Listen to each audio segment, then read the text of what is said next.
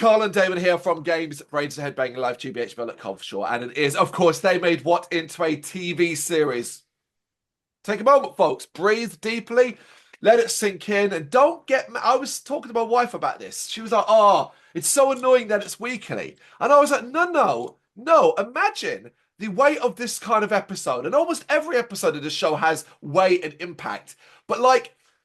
you immediately then moved on straight to the next episode. Like, you need time to let this sink in. You need time to let it permeate in your mind. You need to think about it, let it sit with it, and then next week, kind of come back to it and go, right, now I'm ready to see what comes next. Because this is, of course, episode 2 of The Last of Us Season 2, Through the Valley. And we're warning you now, folks.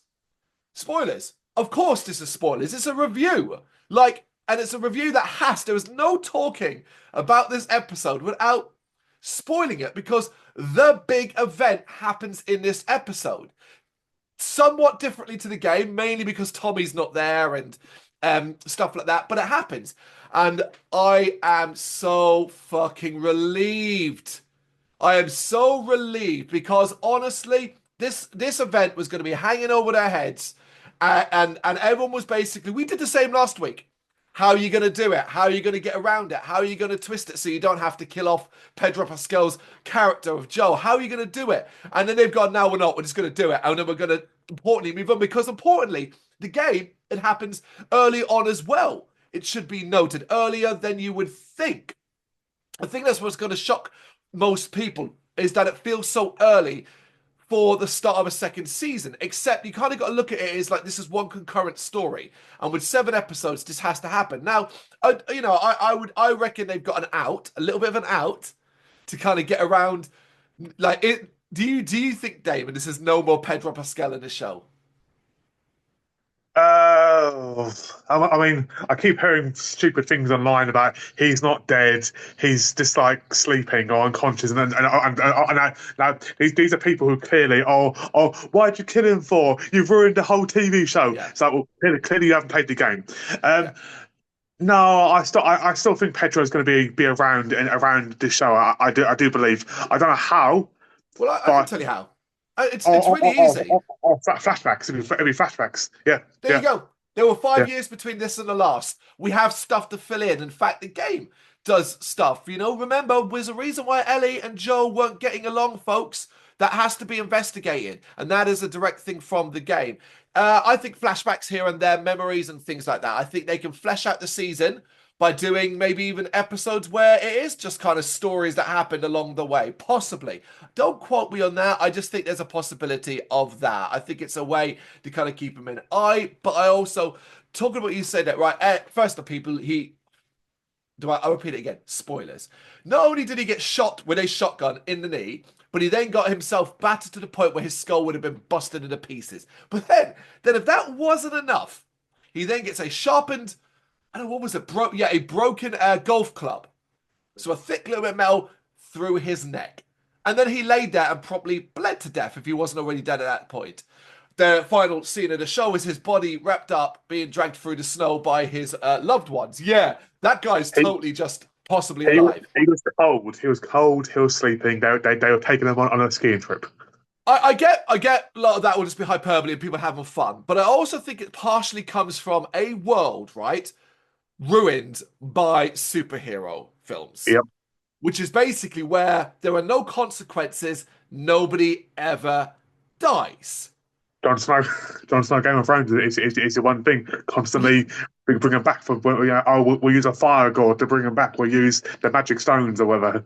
Well, I'll actually give you that to a degree on one other point. Game of Thrones is guilty of this. For example, the whole big Battle of the Dead episode in the final season had all the major characters. Every major character survived that, with the deaths being a couple of minor characters, which should have been impossible and stupid and an opportunity for them to put some weight behind things. That's it. When your cast become too invincible.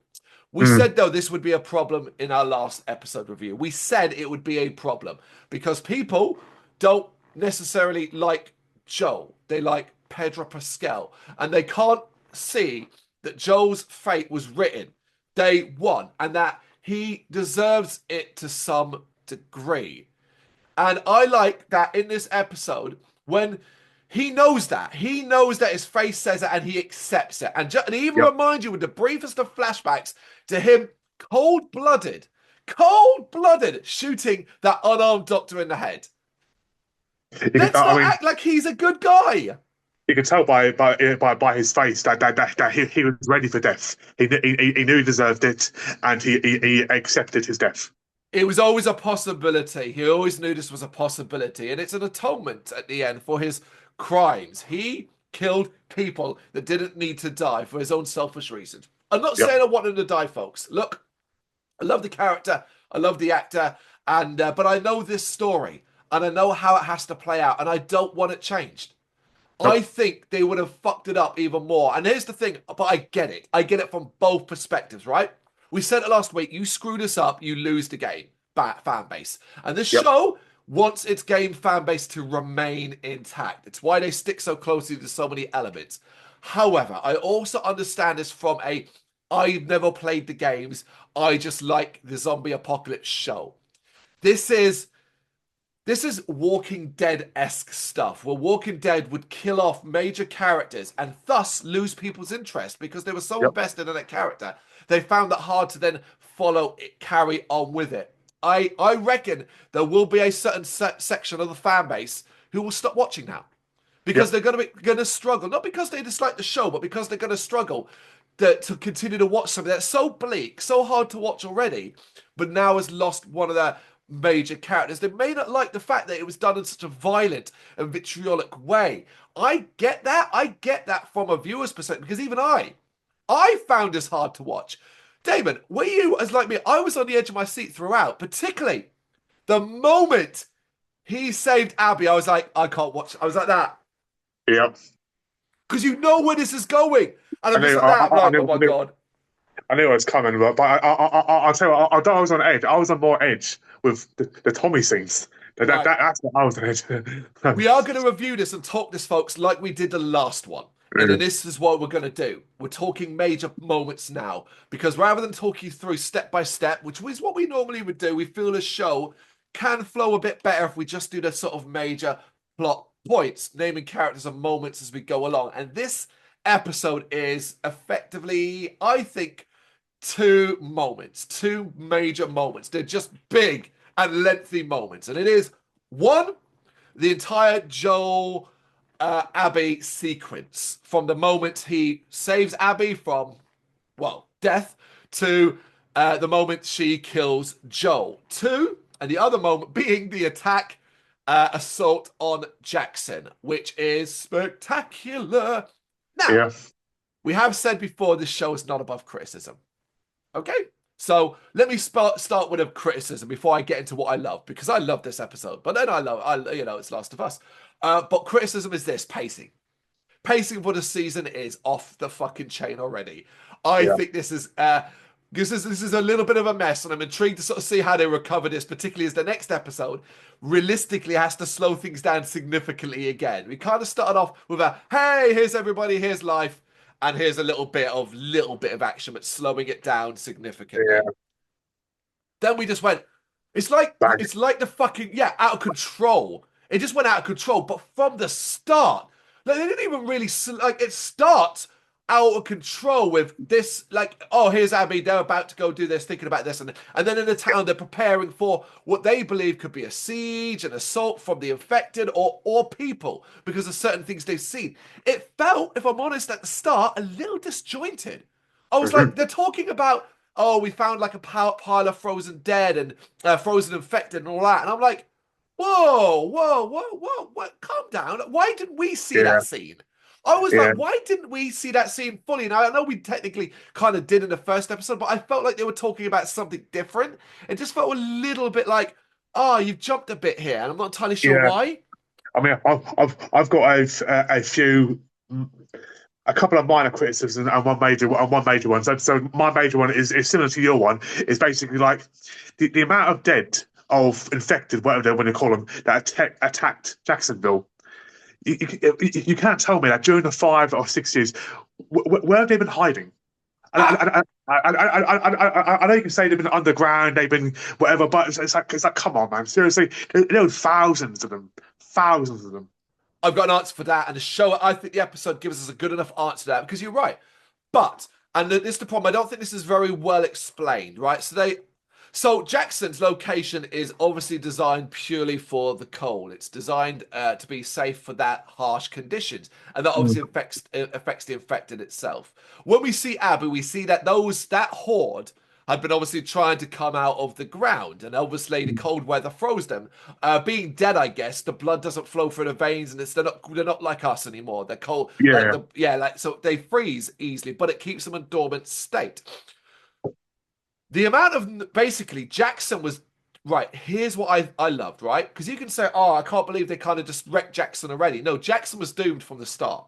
yeah, This was always going to happen. It is a beacon for all the infected around the area. And one or two stragglers joins one or two stragglers, and then that becomes four. And then they tell two. I'm going to do Wade's World, and they tell two friends, and they tell two friends. And do you know what I mean? That's what it is. And it just becomes that's how hordes are created, right? It's no different than yeah, any other zombie thing.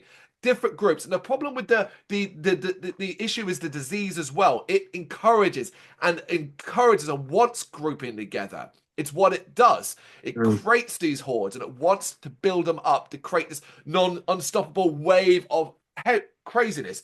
The moment they are disturbed, it's like a fucking alarm. Think about it. It's smart. It's an alarm. It's a mm, warning. It sends it out to every other like infected in the area. And we see it in that big shot where a one group ends up merging into another because it's being mm. called from fucking distance. But they were always Jackson was always going to be a problem. The problem is it was how far out it was. It was taking time to get there. But winter in Jackson is not spring in Jackson. While it would still be cold, they would have thought, regardless, they would have thought, and Jackson was in trouble then. Mm. It's just perhaps happened earlier than maybe they expected, but they knew it because they were always prepared for that Yeah, eventuality. yeah, It yeah. just unfortunately it ended up being bigger than expected, and at the same time, unknown to them, they didn't have Joel necessarily to lead. They didn't have Ellie and stuff like that to help fight and stuff like that. It's fast though. That's because it's so fast. We kind of go from here's Abby scoping, seeing two people on horses, trying to take advantage of it, and ends up basically landing in an infected nest, which looked amazing. And from that, it's just ramping up. And I love that again, they didn't take their time. It kind of just goes, okay, she's disturbed them, and it just kicks off from there. Mm. The mix the mix of CGI and real people is done very well as well. CGI Yeah. offers in long shots to give us a larger scale, up close for the more infected human people. Particularly when we get those close-up shots of like you saw in the trailer where Abby's stuck behind a fence. That's real humans. Credit to those actors who are throwing themselves. Like that is nuts, Okay, right? well, you talk about terrifying scenes, man. That scene there where the fence is falling on top of her, terrifying scene. And the actress who played Abby, fantastic. Yeah, Caitlin Diva, right Yeah, now, top star of this show, killing it, 100%. absolutely killing it. There's a line she says to Joel, and I think it sums up this character. I saved your life. What life? She has for 5 years thought of nothing else. She hasn't lived and she never will. That's the thing about this character, which is so exciting for the future. Mhm. She's going to go away and she's not going to feel better. She's not that thing we all know. You got your revenge, but are you happy with your revenge? And you created a monster, and revenge begets revenge, and so on. Honestly, I think she and her character and Ellie hunting her is going to be so compelling that within an episode or two, particularly when a certain religious cult comes into play, I Mhm. think we're all going to forget Joel even fucking exists. Yep. I People have faith. Have faith in this story. It's got great stuff to come. But yeah, let's focus then. Right now, let's focus on the assault on Jackson. The visuals, how it was filmed, the terror, the intensity. Honestly, I knew, right? I knew Tommy was safe. I knew he was, except for one thing, right? I was like, no, well, Tommy doesn't die. He has to go after Abby. He's the one who kind of goes after Abby to begin with, you know? But then I was like, Yep. hold up a second, but he's not supposed to be here. He's supposed to be there. Wait a Hmm. minute, does that mean they're gonna kill off Gabriel? And I love Gabriel Luna, and he's great. But I was like, and obviously it gets a bit dicey, folks. I mean, I don't know why I'm dancing around it, but he has to face off with the big lad with a Yeah. flamethrower. Honestly, how much? You know what? I don't hate Abby. I don't hate anybody of her group. I know who they are. I get it. I don't hate them. I have sympathy for them. There's one guy in Abby's group who probably, who gives Ellie a kicking in the stomach, who I definitely can't wait to see get his, because he's just a little bit of a dick. Yeah. But I don't hate Abby. The two guys who run away when faced with the horde with the flamethrowers and leave the other guy and Tommy alone in that street. Bitches, you bitches! When they turned them around, I get that. I get the fear, but Yeah. you fucking think about the children and people barricaded down the bottom. You stand and you. I mean, in that moment, you fight. I get it, but part of this comes from a chaotic fucking horde, right? So I want to talk about ones like certain. First of all, we already mentioned it again, but I'll mention it again. The actors who are playing the dead, who are rushing into that town and just throwing themselves Mm. at people. It's fucking the one that goes up to the roof and just grab like barrel, like just rugby tackles this character off the fucking roof is amazing. But before that, when they first arrive at Jackson Fuller and they all just slam boof into the wall, it is such a horrifying reminder of what this disease is, why it's different to perhaps other zombie stuff. Like Mm. it is horrendously horrible. Like you forget how terrifying it is. But we should mention pre that there is a scene involving the pipes where a guy realizes that it's infected their pipes. That was another clue that before then, Jacksonville was Jacksonville. Jacksonville's in Florida. This is definitely not Florida. Jackson was going to fall because that's it. Just inside. How do you deal with that? So there was that earlier Yeah. scene that they discover that. But like to summarize the whole Jackson thing, I was on the edge of my seat. I was so entertained. I loved the explosions, the visuals, the fire, the planning, and their attempt to hold off. I was like, Tommy, what? Where are they going? Where are they going? And realizing that they knew they'd found the infection, knew it had a breach point because it would basically put all its weight behind the big lad to smash its way through. They're still Yeah. terrifying. The CGI in that one is a little bit iffy Yeah. because we have to see it up close a fair bit. But I still really enjoyed it and how powerful it seems and how close it was for Tommy. But honestly, I was more worried for It's like, Maria. I thought she was going to die. I genuinely Yeah. thought that. And those scenes of where the camera's just following her and other characters as they running through things, looked amazing. They're just that tracking shot of she's running and ducking and shooting and looked amazing. I loved it. Yeah. Also loved. Go on, you dogs. Go on. I love it. CJ and I got well when they came racing out of those fucking kennels, and I'm thinking they're gonna fucking run away. She's come to save them. No, those are Mm. fighting dogs. And those dogs Yeah. are right in there wrecking up the infected. Fabulous stuff. Terrifying, exciting. Yeah, a lot of death, a lot of death. We see at the end that they survive it. They survive it, but I don't think that place is going to be. I think they have to go on the move again. Well, we Yeah. know they kind of have to. The problem they're going to have is that people who are bitten are they going to own up? I mean, I know there's one or two who showed who we passed the gun to people to be shot and stuff like that. But the one thing I like about episodes is when I'll sit there and I'll predict what I think is going to happen, and when it happens, I see I flipping knew it. But so with Tommy, I actually thought that his wife's going to come behind the creature and blow it away. Complete took me by surprise. The creature obviously died by his injuries by himself. The bit with the pipe and the infection coming through the pipe. I actually thought what was going to happen was that they're going to get attacked, but the town's going to get attacked. They're going to hold off the attack, and that guy's going to forget about the infection in the pipes, and it's going to take over that way. That's what I Right. thought. Right, yeah, you do actually have a habit of trying to write a show rather than just, but there's no idea because obviously you're watching something, you're going to start thinking where it might go. I am a Mm. bit surprised the whole pipe. Be honest, the whole pipe thing, pretty pretty pointless in the end. Pointless. Yeah, pointless. Yeah, I think maybe it exists to show that like basically they can't rebuild Jackson afterwards. Yep. Like it's kind of done. Like maybe Mm. that's why. But other than that, I want to actually mention that some scenes I get quite emotional when I see when I have to deal with when I think characters are are brave. When people are brave. In the face of everything, you know, heroic last stands, being given your life to save others. I get emotional when I see bravery. Because I wonder what would I do in that situation? And I hope in my heart that I would be as brave. Mm. And that brief scene of that one guy showing the bite in his arm and handing, no doubt, his friend a gun. The guy doesn't take his gun out. He hands him it. He's telling you, it's over. You must kill. Yeah. Honestly, like that shit is just like, and it's a brief scene, but it gets me because I'm like, God damn, that's brave. Like Yeah. that's brave, you know? And It's the ones when you see in zombie films where they hide the bite and shit like that. yeah, It's like yeah. you freak.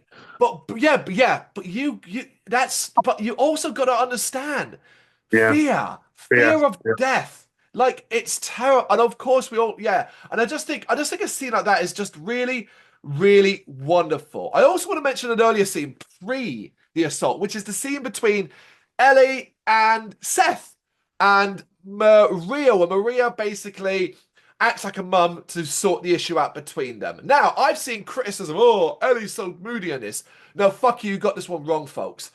The Mhm. only way this works, his apology works, is if he goes and seeks her out and begs her forgiveness. What we got here was two children. His mum has come along and basically she's standing there. His Yeah. apology is insincere. He is apologizing because he was told to Oh, apologize by yeah. Maria. I'm on Ellie's side. Yeah. 100%. 100%. How are people missing that? He didn't really, he meant everything he said. He thought it, he feels it, and he was told because you got to keep the peace in Jackson. Yeah. Bullshit, mate. Bullshit. Yeah, so, I mean, Sid, I've got very few negatives about this episode. But one of the negatives I do have, and again, it's what I said in the first one. Again, Bella Ramsey and her swearing it doesn't cut it for me. Fair enough. I know Ellie. Obviously, I know Ellie was a potty mouth in the game. I get that, but coming from her mouth, for me it doesn't work. But then when you see Abby's performance and the swearing with the emotion, it works there for me. But then the scene with Ellie and uh, Seth in the like the little restaurant, I just thought that those two for me personally, I've got no. I don't know, no chemistry, nothing. It just seemed so awkward. Her trying to do silly jokes for a gas mask, it just didn't work for me Oh no, you personally. know that you mean Jesse. Sorry, Uh, Seth is the homophobe. yes, sorry. Yeah, Yeah, sorry. Jesse. Yeah, Jesse. Yeah, but then 10 minutes later, the scene with her bursting into tears, screaming for Joel, shows what a fantastic actress she really is and how she has got that ability. Okay, I'm gonna agree. I didn't right. So the stuff with Jesse, I actually kind of forgot it exists in this episode. So obviously, where they go to hold themselves up, Yeah, inside a weed farm, which turns out to be a secret little weed area for God, what's his name? Eugene, the yeah. therapist's ex-husband. So that's a nice little kind of tie-in. And we also see that he was a firefly once. And when Ellie looks at it, you kind of get impression. And if that's where, folks, there's a big clue there to why her and Joel have an issue. Hmm. And well, should we reveal it? It's because Ellie at this point in time knows what Joel did. Yeah. There's going to be a back story, which is where we're probably going to get a flashback episode where she goes and finds out what Joel did. That's why they are at loggerheads and opposite end, right? Because so don't worry, folks. That will all get filled in. You'll hopefully understand it a bit better. Yeah. And I think doing it this way matches the games. However, you're right. I don't think that scene's particularly good or that memorable. We all know it's because at that point, while that's happening, it's like it's trying to create some sort of levity, while at the same time we see Joel with Abby. And like Yeah. we know how much weight is there. It almost feels disjointed where it's like, no, no, I don't want to see them fucking around with a gas mask or a like a bong mask and stuff like Yeah. that. Yeah. Like go back to like the shit that's important, like really heavy, and I get all that, right? But earlier on, there is a fabulous fucking scene where he comes to get her and acts offended that she's shared a kiss with Dina, and then reveals that he already, honestly, folks, he's going to become one of your favorite. And Yeah. young Mazzino has got charm. He's a Yeah. charming guy.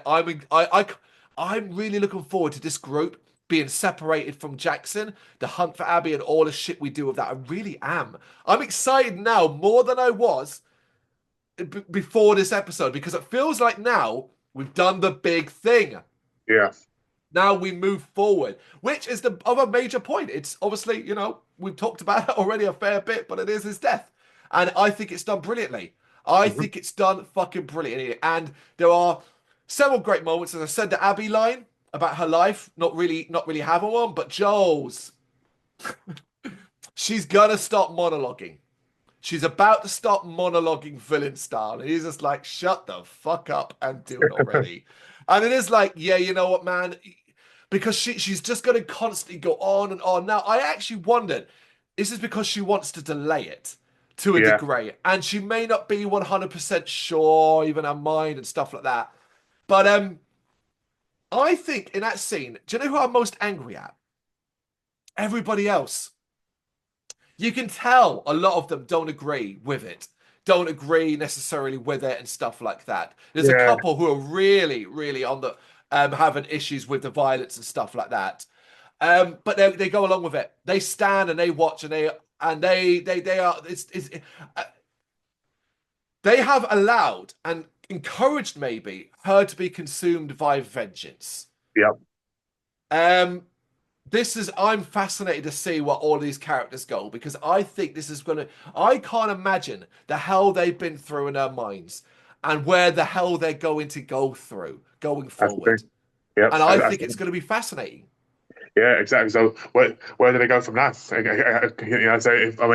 but obviously we praised the Pedro Pascal's acting skills and obviously the actors that they're seeing together is what is one of them. I mean, her crying with the tears in her eyes is honest. I mean, and obviously Pedro Pascal's just I don't know. He does this face so like the pure emotional face he can pull off, and it's just absolutely just amazing casting and acting for those things. You I know, agree. He does great sad eyes. He's got great yeah, big old puppy dog eyes. You know, yeah, look, I mean, the last 10, 15 minutes of this episode, nobody, everybody, every single person, every actor, from Pedro Pascal to Caitlin Dever to Bella Ramsey, they're all fantastic. But I also want to give props to the sort of smaller former fireflies that are in the background there and stuff like. I love it all. The final scene of Bella Ramsey, Ellie kind of cuddling, begging Joel to get up. It's heartbreaking. It is heartbreaking. Of course mhm, it is.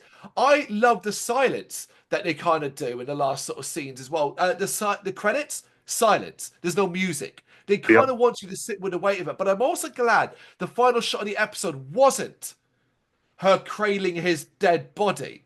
That it was cut back to Jackson and to show you people survive because we needed some hope. Because let's be yeah, honest, if we had left Jackson as Jackson, you'd be going, oh, that was fucking horrendous. yeah, But also that we kind of see the long shot of Jesse arriving at the lodge in the horse, and then the shot of them like kind of going back towards Jackson with his body in tow, and Ellie's mhm, alive. Clearly got. I like as well. You can tell like she's bent over because obviously her ribs are probably broken, so she's gonna have to spend time recovering from injury as well. yeah, yeah, Like, I wouldn't surprise me if we jump a little forward in time, maybe a month or two in the next episode. Maybe, maybe not, kind yeah, of thing. Because I think so. The whole thing is spoilers for ahead, folks. Is that Tommy is the one the first go after. He's the one who revenge driven to begin with, but that's mhm, because he's also there when it happens. Now they changed that, but I think they still will do that. I think Tommy will leave Jackson and that's where we go because obviously Ellie and Dina follow kind of thing. Like that's where we're going. But obviously, is it Seattle we go? Is it city? I'm sorry, Seattle, the city that's on Yeah, the sea, where we've got the kind of art, the group, Abby's group, and the religion. Spoilers, folks, the religious lot. And listen, it's gonna still got so much good shit to go. Trust us on that. But yeah, like I think I'm trying to sum this up. I loved it.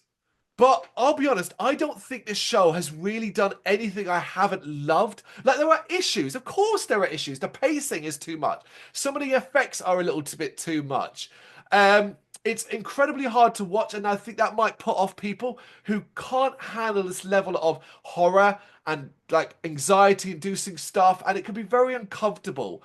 mm, Like how it's delivered. I get all of that. I really, really do. But me personally, I think this is one of the best shows, like, ever, not just on a video game creation thing, but just a great fucking show. And unlike things like The Walking Dead and all that, we know this isn't going to be dragged out. We know this has a clear endpoint. So it's almost like, oh, well, that's good, isn't it? So it's always going to be this nice contained little thing, you know? yeah. I love this episode, Damon. I really did. Yeah, I mean, when I finished it, I remember saying to myself, like, this is why I enjoyed this show, Yeah. because the fact that this is why I love the first season, not because of the all-out action gore and stuff like because you talk about obviously The Walking Dead, but I refer more to like 28 Days Later. Because the creatures like and that they remind me more to that than Oh, yeah, the zombies. mindless aggression. Yeah, exactly. Speed. Yeah, Yeah. speed. Yep. Yeah, And I get all of that. Go on.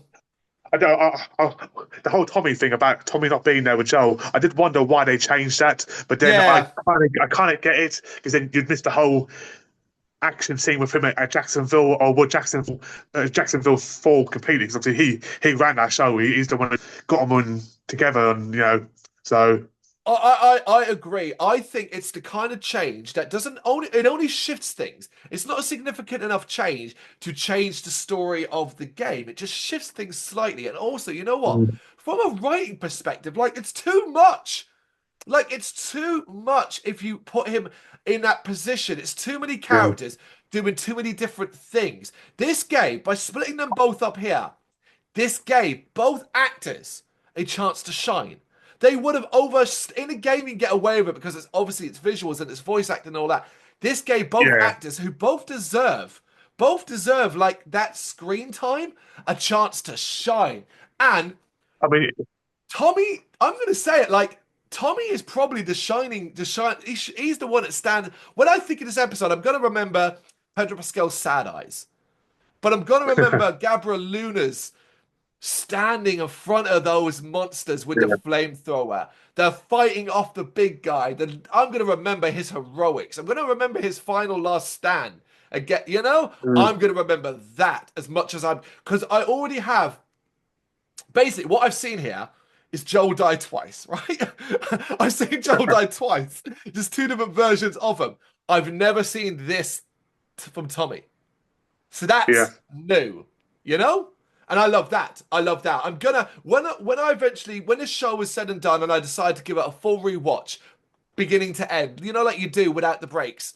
I'm going to be excited for moments like this. I'm excited for the Jacksonville fight more than I might end up even skipping over Joel's death just because I can't do it again, kind of thing. But I'm going to be like, let me see yeah. these people. Let me see these people fight to survive. That's what I want to see. Not just someone being beaten and bloody to death. I want to see the fighters, the survivors, the ones doing all they can to create a life going forward. That excites me. But end of episode 1, I was excited to see what comes next. End of Mm, episode 2, I can't wait to see what comes yeah, next. definitely. 100%. Yeah, going back to the whole Tommy thing. Obviously, Tommy not being with Joe. I wondered that maybe the writers were thinking, and the game developers. I'm surprised they didn't think this too. So why would you have like two of your potentially best assets leave Jacksonville together? You surely have one go and one say. If they both left together and they both died together, you lose two major assets. Well, it's not even right. So you're right. You have a really cold way of looking at things. Stop talking about them as fucking assets. They're people. Are you like a fucking you're still a teenager, a kid playing Command and fucking Conquer. So, that assets. I know what you mean, but like People are the best also. there is a point in the game, like it's done a little differently in the game because obviously patrols and stuff like that. Because there's no, Mhm. you could do that about Joel even being out there on patrol and stuff like that. But yeah, from a writing perspective of the story, from the show, you're absolutely right. They nail it. They make it more sensible. You'd never have these two out separately, like Jeremy calls it, all stuff like that. I know what you're saying, but you make it sound really cold and unfeeling. You're such a monster. The Well, assets. yeah, in the world of like The Walking Dead and like 28 Days Later, human beings are resources. We are the biggest assets We're to each really other. not. We're a drain of resources and a Well, disease on the planet. The planet survives, we don't. So disagree with you on that. However, regardless of that, it wouldn't have made a fucking difference. Both Joel and Tommy could have been in Jackson. It would have fallen. The point was, it was unsavable. Purely because it yeah, was yeah. the moment that horde came through. But it was a great reminder because The Walking Dead was guilty of this as well, forgetting that, zombies sometimes are the big issue and stuff like that. And I know we'll reference The Walking Dead because The Last of Us shares more parallels with that than anything else, in the sense that Yeah. while the infected are a problem, humans are also a problem. That is a big Walking Dead aspect. However, revenge is the key word for The Last of Us Part 2, and season 2 Mhm. is following that trend. I hope you're as satisfied as we are. We are excited. Put it this way, folks. I didn't do any notes for this episode. None, Damon. I have none.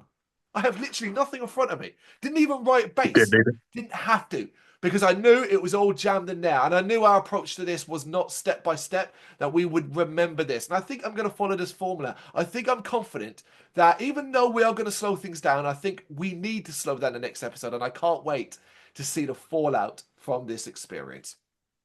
What do you reckon, folks? 100%. Yep, there it is. What do you reckon, folks? You got any thoughts on this when you want to share with us? You know what to do? Let us know in the comments. Thank you very much for watching. If you've enjoyed what you've seen, please consider hitting that like and subscribe button. It does help us out. You can find us at gbhbl.com and across all social media platforms. And if you really want to give us a bit of extra support, please consider buying us a cup of coffee over on our coffee page. Thank you.